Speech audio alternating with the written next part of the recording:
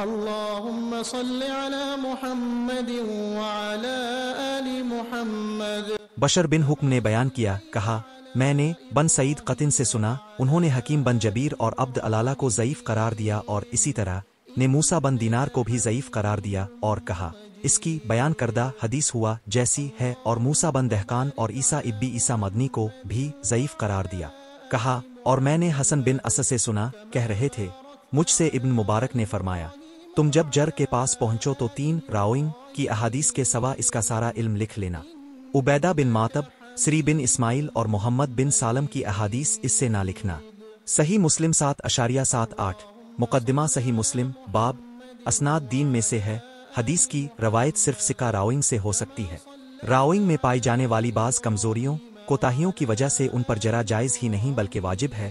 یہ غیبت میں شامل نہیں جو حرام ہے، بلکہ یہ تو شریعت مکرمہ کا دفاع ہے۔